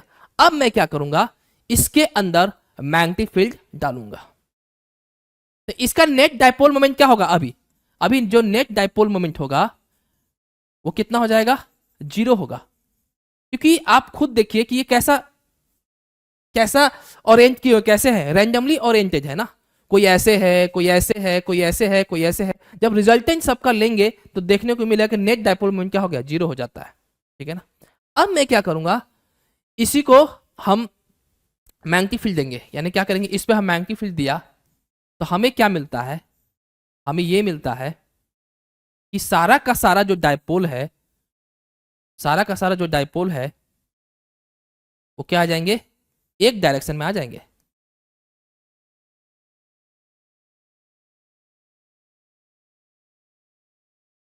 समझ में आया, हालांकि कुछ कुछ क्या होता है, कोई अड़ियल होते हैं जिसको ज़्यादा मैग्नेटिक फील्ड देना पड़ेगा, तब जाके ये इस मैग्नेटिक फील्ड के डायरेक्शन में क्या होंगे, और मतलब उसी के मैग्नेटिक फील्ड के डायरेक्शन में सारा डायपोल मोमेंट इस डायरेक्शन में हो जाएंगे, ठीक है ना। लेकिन कुछ कुछ जो होते हैं वो इसके लिए मैग्नेटिक फील्ड ज़्यादा स्ट्रॉन्ग देना पड़ेगा, तब जाके वो क्या करेंगे, एक ही डायरेक्शन में अलाइन होंगे, ठीक है ना, समझ में आया। तो ऐसा हो जाता है, ठीक है। तो यही चीज आपको समझाना है, ठीक है, इसी चीज को आपको क्या करना है, उसमें समझाना है। तो वो देखिए क्या लिखा हुआ है, देखिए आप खुद पढ़िए क्या लिखा हुआ है। इसमें लिखा यह है कि in ferromagnetic material interaction called exchange coupling exchange interaction between neighbouring magnetic dipole moment is strong, यानी जो डायपोल मोमेंट क्या होता है वो स्ट्रांग होता है। Due to this interaction small region called domain are form, due to this interaction a small region called the dominant form in which all atoms have their magnetic moment aligned in the same direction. The common direction of the moment is called the domain axis and domain size can be frequency of millimeter, ठीक है, 10⁻⁻6 से 10⁻4 metre होता है, ठीक है ना। और atoms कितने हो, 10⁻10 माइनस 10⁻17 एटम्स होते हैं एक डोमेन में, ठीक है। यानी कह रहा है कि इसके जो मैग्नेटिक मोमेंट जो आ रहे हैं एक डोमेन में, उसका डायरेक्शन क्या होता है, सेम होता है, ठीक है ना। और जो डायरेक्शन बता रहा है align in the same direction, यानी वो उसको बोलते हैं कॉमन एक्सिस बोलते हैं, ठीक है। और डोमेन का जो साइज है वो कितना है, 10⁻6 से 10⁻4 मीटर होता है, और एटम्स कितने, 10⁻17 एटम होते हैं, ठीक है ना। और इसमें ये देखिए आप खुद देख सकते, in magnetize state even though the magnetic moment of individual domain non zero, the domain axis different being orange, the net magnetic moment of the whole material zero. सही बात है, जब अनमैग्नेटाइज स्टेट मतलब क्या कि हमने मैग्नेटिक फील्ड अभी नहीं दिया है, तो उस समय हमारा जो है, अगर मैं बात करूं कि इंडिविजुअल की बात करूं तो नेट डायपोल मोमेंट क्या होगा, यानी इंडिविजुअल की बात करूं तो नेट डायपोल मोमेंट क्या होगा, कुछ होगा। लेकिन अगर पूरे डोमेन को जब रिजल्टेंट निकालेंगे तो हमारा जो नेट मैग्नेटिक मोमेंट होगा या नेट मैग्नेटिक डायपोल मोमेंट होगा वो मटेरियल क्या होगा, जीरो हो जाएगा। लेकिन अब क्या करेंगे, इस पे एक्सटर्नल मैग्नेटिक फील्ड अप्लाई करेंगे तो ये क्या होगा, इस पे क्या हो जाएगा, नेट डायपोल मोमेंट आ जाएगा। तो यही लिखना है, when an external magnetic field is applied flipping और डोमेन रोटेशन अकर, यानी डोमेन रोटेट करेगा। In this process domain try to align themselves along the direction of applied magnetic field, यानी जो हमारा डोमेन जो होगा वो क्या करेगा, मैग्नेटिक फील्ड के डायरेक्शन में अलाइन होगा। The number of domain align in that direction increase and magnetic increase, जैसे कि मैंने बताया कि कुछ डोमेन्स जो होते हैं कैसे अलाइन हो गए डायरेक्शन में, जैसे जैसे हम मैग्नेटिक फील्ड बढ़ाएंगे, होता है कि कोई डोमेन ऐसा है कि कम मैग्नेटिक फील्ड में अलाइन हो जाए, कोई डोमेन ऐसा होता है कि वो उसके लिए ज्यादा मैग्नेटिक फील्ड हमें देना पड़ेगा, ठीक है। वो डिपेंड करेगा मैग्नेटिक फील्ड हम कितना दे रहे हैं। जैसे जैसे मैग्नेटिक फील्ड बढ़ाते जाएंगे वैसे वैसे डोमेन जो है अलाइन मैग्नेटिक फील्ड के डायरेक्शन में अलाइन होते जाएगा, ठीक है ना। ओके, तो यही सब चीज लिखा हुआ, when the strong external magnetic field is completely removed, the domain boundaries are not set back to original position, result in net magnetic moment remains non-zero and the ferromagnetic material is said to be magnetization. Such material are used in preparing permanent magnet. देखिए बात यह है कि हमने strong magnetic field हमने दिया इसको, ठीक है, दिया, जैसे देने के बाद जैसे ही हम मैग्नेटिक फील्ड हटा देते हैं तो इसको होना चाहिए था कि ये इस रैंडम डायरेक्शन में आ जाए, लेकिन सारे के सारे जो डोमेन है वो रैंडम डायरेक्शन में नहीं आते हैं, यानी कुछ मटेरियल जो है तो वो परमानेंटली मैग्नेटाइज हो जाते हैं। और परमानेंटली मैग्नेटाइज होगा इसका मतलब ये हुआ कि हम इसी मेथड्स को हेल्प लेकर हम क्या कर सकते हैं, परमानेंट मैग्नेट बना सकते हैं। समझ में आना चाहिए, इसलिए हम लोग देखने को मिलता है कि परमानेंट मैग्नेट हम देखते हैं कि बार मैग्नेट होता है, परमानेंट मैग्नेट होता है, वो कैसे बनता है, इसी प्रोसेस से बनता है, ठीक है ना। तो इससे ये समझ में आ रहा है कि अगर हम फेरोमैग्नेटिक मटेरियल में स्ट्रॉन्ग मैग्नेटिक फील्ड देते हैं, ठीक है, और स्ट्रॉन्ग मैग्नेटिक फील्ड अगर हम रिमूव कर देते हैं तो हमारा जो मैग्नेटाइजेशन अगर खत्म होना चाहिए वो खत्म नहीं होता है, ठीक है ना। लेकिन हमारा जो पैरामैग्नेटिक मटेरियल है उसमें हमारा अगर हम एक्सटर्नल मैग्नेटिक फील्ड को हटा देते हैं तो वो जो पैरामैग्नेटिक मटेरियल जो है उसका जो डायपोल जो होगा वो रैंडम डायरेक्शन होता है। इसका मतलब ये हुआ कि उसका नेट डायपोल मोमेंट जीरो हो जाता है, लेकिन इसका फेरोमैग्नेटिक मटेरियल में नेट डायपोल मोमेंट जीरो नहीं होगा क्योंकि ये अनमैग्नेटाइज नहीं होगा पूरी तरह से, कुछ ना कुछ पार्ट्स होंगे जो मैग्नेटाइज होंगे, तो इसके हेल्प से हम क्या कर सकते हैं, हम मैग्नेट बना सकते हैं। समझ में आया अच्छे से?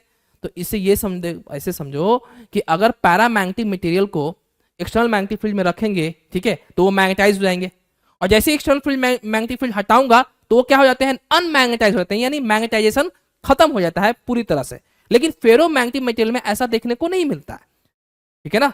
फेरोमैग्नेटिक मटेरियल में अगर एक्सटर्नल मैग्नेटिक फील्ड देंगे तो क्या होगा कि होना ये चाहिए कि सारा का सारा, मतलब कि जब फेरोमैग्नेटिक मटेरियल में एक्सटर्नल मैग्नेटिक फील्ड जब हम देंगे, ठीक है ना, तो क्या होगा कि वो मैग्नेटाइज होगा और हाईली मैग्नेटाइज होगा, ठीक है ना। और उसके बाद जैसे ही मैग्नेटिक फील्ड हम एक्सटर्नल मैग्नेटिक फील्ड हटा देंगे तो वो पूरी तरह से डीमैग्नेटाइज नहीं होगा, यानी मैग्नेटाइजेशन खत्म नहीं होगा। तो इसके हेल्प से हम क्या कर सकते हैं, परमानेंट मैग्नेट बना सकते हैं। तो फेरोमैग्नेटिक मटेरियल से ही हम लोग क्या करते हैं, परमानेंट मैग्नेट बनाते हैं, ठीक है ना। तो यही सब चीजें इसमें लिखा हुआ है जो मैंने अभी बताया। ओके, तो नेक्स्ट चलते हैं। इतना चीज समझ में आ गया, ठीक है। अब ये डिफरेंस पढ़ते हैं। देखिए डिफरेंस क्या है। ओके, कि डिफरेंस हमारा देखेंगे कि comparison among the properties of ferromagnetic, diamagnetic and paramagnetic are as. देखिए बहुत इंपॉर्टेंट है, ठीक है। देखिए कैसे इंपॉर्टेंट है, आपको मैं दिखा देता हूं। कब कब ये क्वेश्चन आया हुआ है, बहुत ज्यादा आया है, ये बहुत ही इंपॉर्टेंट क्वेश्चन है। क्या लिखा है, give any two, October 2015, give any two points of difference between diamagnetic and ferromagnetic substance, यानी डायमैग्नेटिक एंड फेरोमैग्नेटिक सब्सटेंस के बीच में डिफरेंस बताना है। उसके बाद देखिए आप, ये आया है मार्च 2016, distinguish between paramagnetic and ferromagnetic substance, ठीक है। ओके, ये समझ में आया। अब देखिए यहां पे देखिए, ओके यहां पे ये हो गया, ओके ये नहीं, यहां पे देखिए, ओके जुलाई 2017 में आया है, distinguish between diamagnetic and paramagnetic substance, ठीक है। तो आप यहां पे देख सकते हैं, कभी डायमैग्नेटिक पैरामैग्नेटिक बीच में डिफरेंस क्या है, कभी पूछता है पैरामैग्नेटिक मैग्नेटिक मटेरियल के बीच में डिफरेंस क्या है, कभी पूछता है कि डायम और फेरो के बीच में क्या डिफरेंस है, ठीक है ना। तो इसका डिफरेंस हम देख लेते हैं, मैंने एक जगह सबको लिख लिया है, ठीक है ना। ओके, समझ में आया इतने अच्छे? ओके, देखो अब आपको पता है कि डायमैग्नेटिज्म जो है, डायमैग्नेटिक सब्सटेंस क्या चाहता है कि हमारे अंदर मैग्नेटिक फील्ड ना आए, वो चाहता ही नहीं है, तो इसलिए वो मैग्नेटाइज होता ही नहीं है, ठीक है। तो ये क्या लिखा है, it can not be magnetize, ये हमारा डायमैग्नेटिक है। पैरामैग्नेटिक क्या होता है, it can be magnetize temporary, यानी ये जो मैग्नेटाइज होता है ये टेम्पोररी होता है। जैसा कि मैंने बताया कि हमने एक्सटर्नल मैग्नेटिक फील्ड दिया, ठीक है, किसमें, पैरामैग्नेटिक सब्सटेंस को, ठीक है, और जैसे ही एक्सटर्नल, तो वो मैग्नेटाइज हो गया, और जैसे ही एक्सटर्नल मैग्नेटिक फील्ड हटाते हैं तो क्या होता है, हमारा जो पैरामैग्नेटिक मटेरियल का जो मैग्नेटाइज हुआ है वो डीमैग्नेटाइज हो जाएगा, यानी मैग्नेटाइजेशन प्रॉपर्टी खत्म हो जाता है, ठीक है ना। लेकिन फेरोमैग्नेटिक सब्सटेंस होता है ये मैग्नेटाइज परमानेंटली होता है, जैसा कि मैंने बताया अभी, ठीक है। They are weakly repelled, diamagnetic substance में क्या है, they are weakly repelled by the magnetic field, ठीक है, ये वीकली रिपेल होता है मैग्नेटिक फील्ड के द्वारा, ठीक है ना, diamagnetic substance. They are weakly attracted by diamagnetic field, जो मैग्नेटिक फील्ड की वजह से ये वीकली अट्रैक्टेड होता है पैरामैग्नेटिक सब्सटेंस। फेरोमैग्नेटिक क्या होगा, ये स्ट्रांगली अट्रैक्टेड होगा। तो ध्यान देने वाली बात ये है कि पैरा और फेरो दोनों का बिहेवियर सेम है, लेकिन ये कुछ कम ये वीक होता है और ये स्ट्रांग होता है, बस यही फर्क है और कुछ फर्क नहीं है। ओके, बाकी सब सेम है। ओके, ये देखो ध्यान से,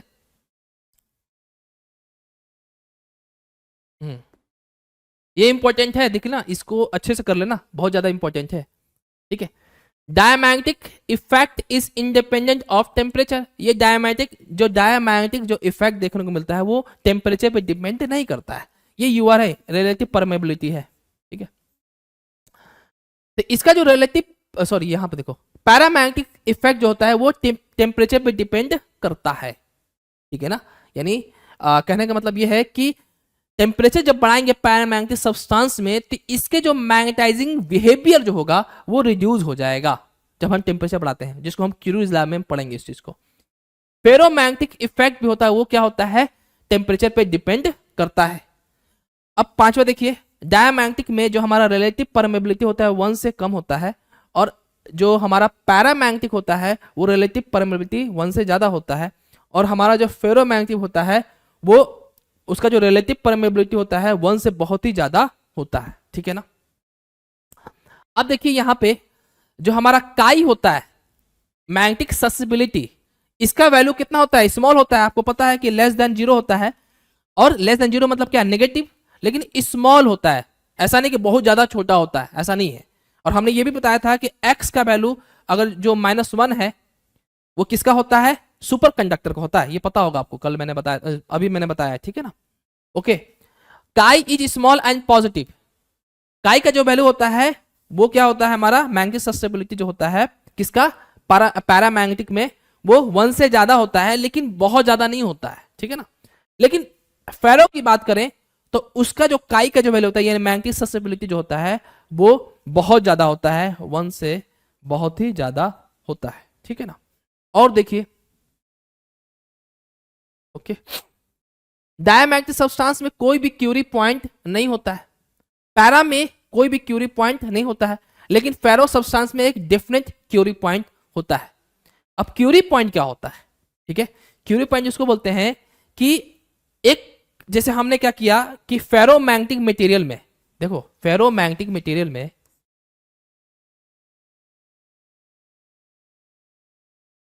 क्या होता है? डोमेन होते हैं, डोमेन होते हैं ना। ठीक है, पूरा डोमेन होता है। ठीक है, ओके।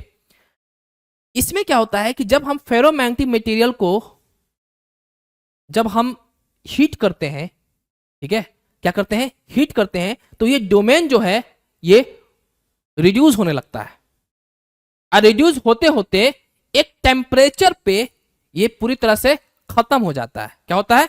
खत्म हो जाता है। तो जब खत्म हो जाता है जिस टेम्परेचर पे, उसको बोलते हैं क्यूरी टेम्परेचर। उस पॉइंट को बोलते हैं क्यूरी पॉइंट, और उस टेम्परेचर को बोलते हैं क्यूरी टेम्परेचर। तो फेरो से वो क्या बन जाता है? फेरो से वो, अब देखो जब डोमेन खत्म हो गया, इसका मतलब क्या बन गया? हमारा पैरामैग्नेटिक मटेरियल बन गया। ठीक है ना। तो एक ऐसा टेम्परेचर जब फेरोमैग्नेटिक मटेरियल से पैरामैग्नेटिक में चेंज हो जाता है, उस टेम्परेचर को हम क्यूरी टेम्परेचर बोलते हैं। समझा अच्छे से?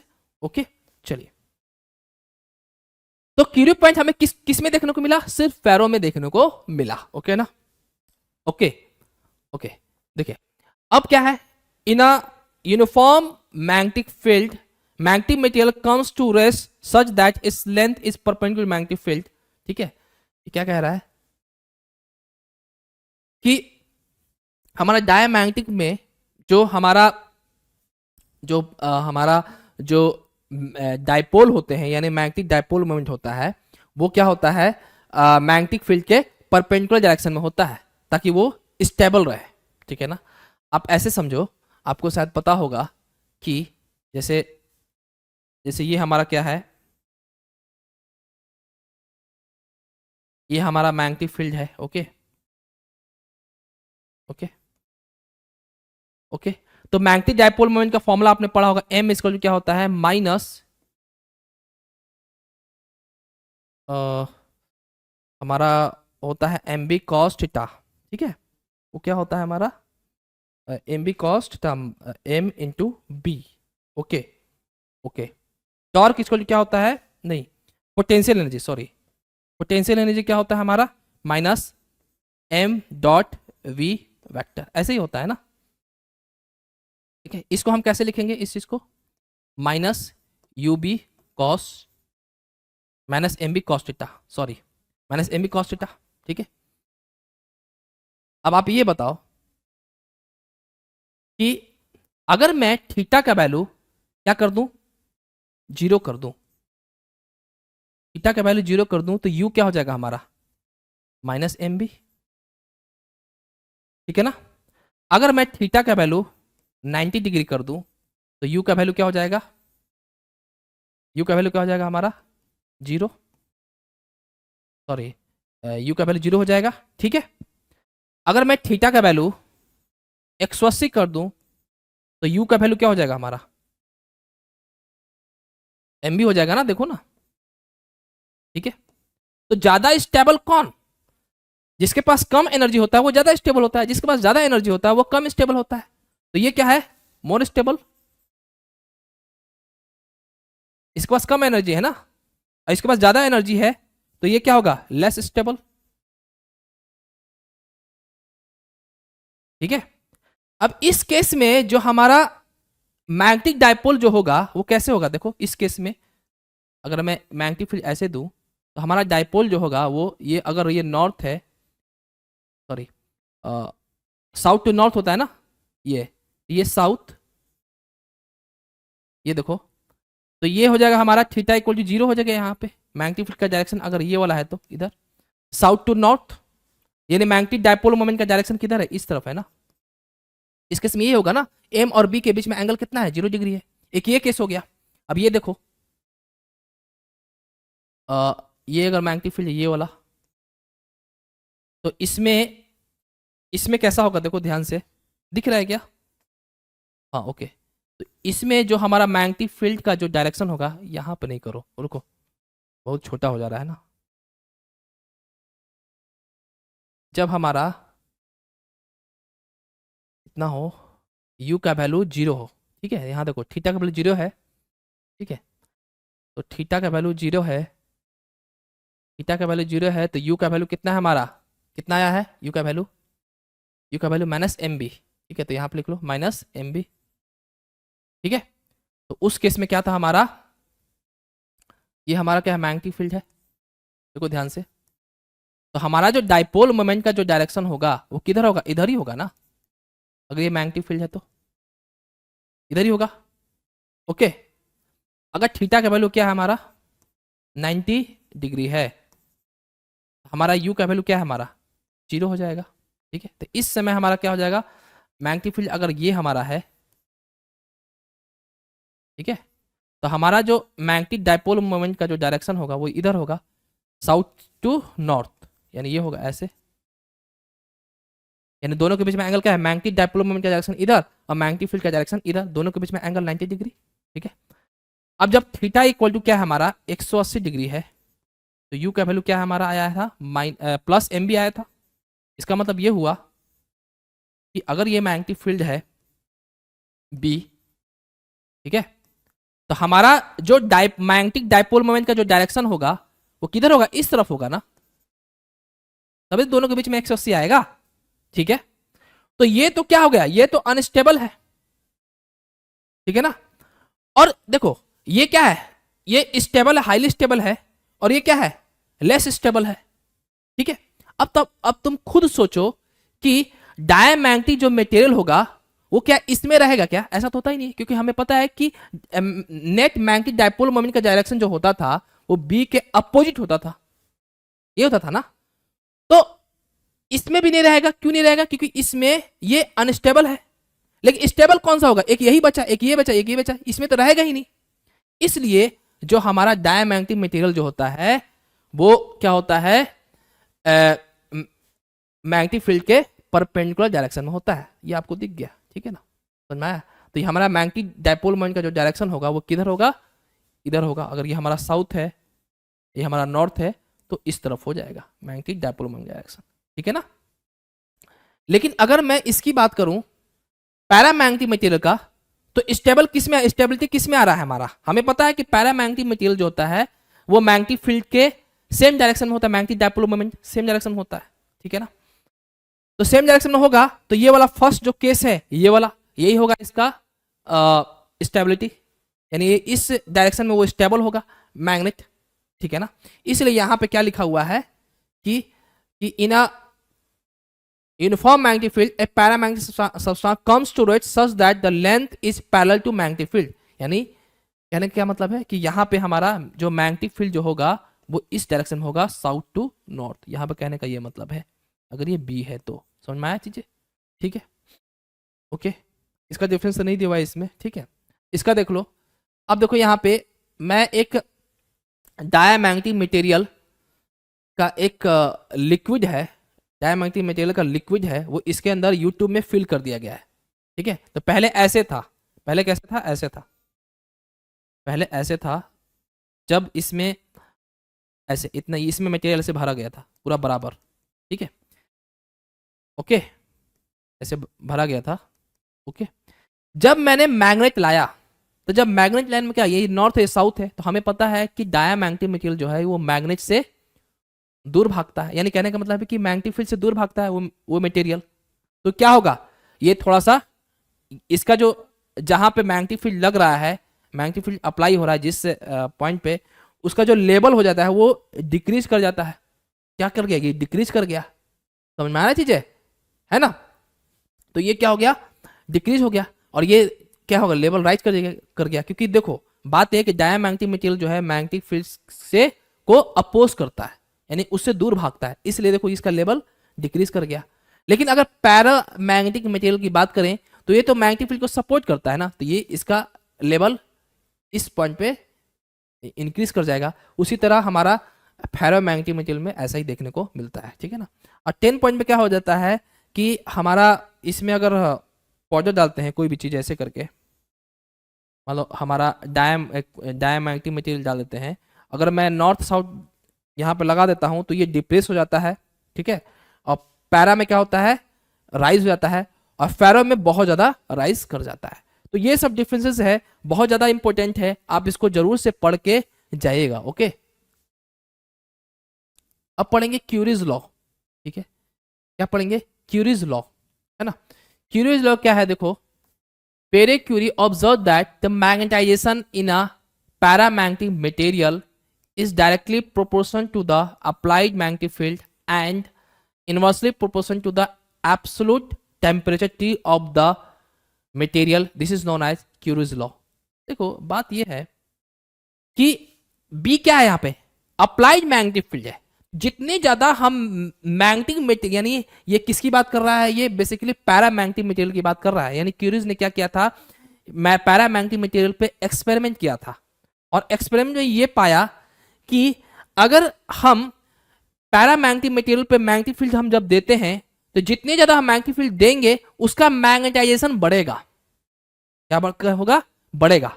लेकिन उन्होंने साथ ही साथ उन्होंने क्या किया कि उसका टेम्परेचर भी बढ़ाया। जब टेम्परेचर बढ़ा रहे हैं तो उसका जो मैग्नेटाइजेशन प्रॉपर्टी है वो कम होते गया। यानी कहने का मतलब ये है कि अगर ये हमारा पैरामैग्नेटिक मटेरियल है, ठीक है, यानी मैग्नेटिक फील्ड से हमने मैग्नेटिक फील्ड जब दिया तो हमारा ऐसा देखने को मिला। लेकिन जब हम टेम्परेचर देंगे, क्या देंगे इसको, टेम्परेचर देंगे तो देख रहे हैं कि क्या हो रहा है, ये मटेरियल जो है रैंडमली, यानी ये जो डायमैग्नेटिक मटेरियल है वो कैसे है, रैंडम डायरेक्शन में होते जा रहे हैं, ठीक है ना। तो जैसे जैसे टेम्परेचर बढ़ाएंगे वैसे वैसे हमारा जो मैग्नेटाइजेशन है वो डिक्रीज होते जाता है। तो यहां पर वही लिखा है, M is directly proportional to B and inversely proportional to T. तो जब हमारा एम जो है बी के डायरेक्टली प्रोपोर्शनल है और एम जो है टी के डायरेक्टली प्रोपोर्शनल है, तो इसको जब कंबाइन करेंगे तो हमें ये मिलेगा। और एम इक्वल टू हम क्या लिख सकते हैं, इसको एक कांस्टेंट से मल्टीप्लाई करना पड़ेगा अगर प्रोपोर्शनलिटी साइन को हटाना है तो M equal to C equal to B by T हो जाएगा, ठीक है ना। ओके, अब आपको पता है कि B क्या होता है, म्यूनेट H होता है, ठीक है। तो वहां पर म्यूनेट H लिख दिया C, ठीक है। और M बाई H, ये M बाई H लिख सकते हैं। यहाँ पे M जो है, यहाँ पे क्या है, M equal to C unit by H by T है, ठीक है। तो यहाँ पे H को इधर लाओ तो M बाई H का जो C यूनिट बाई T हो जाएगा, ठीक है ना। अब आपको पता है बाई डेफिनेशन ऑफ ससेसिबिलिटी X यानी मैग्नेटिक ससेसिबिलिटी इक्वल टू क्या होता है, मैग्नेटाइजेशन अपॉन में क्या हो जाएगा, ये मैग्नेटिक इंटेंसिटी है ना। तो ऐसे लिख सकते हैं, ठीक है ना। तो x m बाई एच की जगह पर x लिख सकते हैं, तो x का क्या होगा, c यूनिट बाई t हो जाएगा। समझ में आया चीजें। और अब आप खुद देखो कि c भी कांस्टेंट है, यूनिट भी कांस्टेंट है, t क्या होगा, t वेरी करेगा। समझ में आ रहा है। तो जो हमारा x है वो t की क्या है, इनवर्सली प्रोपोर्शन है, ठीक है ना। तो इसका मतलब ये हुआ कि जो मैग्नेटाइजेशन है वो किस पे डिपेंड करेगा, मैग्नेटिक फील्ड एंड टेम्परेचर पे डिपेंड करेगा। यानी कहने का मतलब ये है, सॉरी सिंस चूंकि हमारा मैग्नेटाइजेशन जो है, ओके यहाँ पे लिखा नहीं है, बता देता हूँ। ये कहने का मतलब ये है, मैग्नेटाइजेशन नहीं, यहाँ पे ये लिखा हुआ है, इसको आप हटा दीजिए, इसको हटा दीजिए, ये हटा दीजिए। यहाँ पे ये कहने का मतलब है कि हमारा जो मैग्नेटिक ससेबिलिटी जो होगा क्या होगा, इज इनवर्सली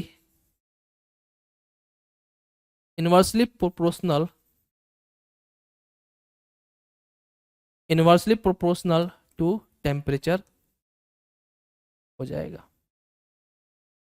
ठीक है, ये कहने का मतलब है। ओके, समझ में आ गया अच्छे से। अब हाइड्रोलिसिस जो लूप होता है, हाइड्रोलिसिस क्या होता है, ठीक है, ये बेसिकली कभी पूछा नहीं है, ठीक है ना। ठीक है, तो अगर आपका डिमांड होगा तो मैं इस पे एक अलग से वीडियो लेक्चर बना दूंगा, ठीक है। लेकिन हाँ, ये जो पूरा नोट्स है मैं आप उसको अपलोड कर दूंगा, आप इसको पढ़ना चाहे तो पढ़ सकते हैं, ठीक है। बहुत ही ज़्यादा आसान है, टफ नहीं है, आप पढ़ सकते हो, ठीक है। तो इसका डिस्कशन मैं तब करूंगा जब आपका डिमांड होगा, ठीक है ना। तो जो इम्पोर्टेंट जो पॉइंट था, जो इम्पोर्टेंट जो पार्ट था इस चैप्टर में, मैंने उसको डिस्कस कर लिया है, ठीक है। ये क्वेश्चन नहीं आया है हाइड्रोलिसिस के बारे में, कुछ भी पूछा नहीं है इसके बारे में, इसलिए मैं इसको डिस्कस नहीं कर रहा हूँ, ठीक है ना। क्योंकि बोर्ड नज़दीक है, तो वही चीज़ पढ़ाना ज़्यादा ठीक रहेगा जो ज़्यादा इम्पोर्टेंट है, ठीक है ना। तो मेरा लेक्चर आपको कैसा लगा आप कमेंट बॉक्स में कमेंट कीजिए, ताकि ताकि मैं और ज़्यादा से ज़्यादा लेक्चर्स बनाऊं। आप लोग बिल्कुल भी कमेंट्स नहीं करते हैं, आप कमेंट कीजिए, ठीक है, ताकि मुझे मोटिवेशन मिले और उस मोटिवेशन के थ्रू मैं क्या करूं, ज़्यादा से ज़्यादा आपके लिए वीडियो लेक्चर लाऊं, ठीक है ना। और मेरा लेक्चर्स कैसा आपको लगता है आप कमेंट बॉक्स में प्लीज़ कमेंट कीजिए, ठीक है ना। और और आई होप कि मेरा जो लेक्चर्स है आपको बहुत ही पसंद आया होगा। Thank you so much. जय हिंद।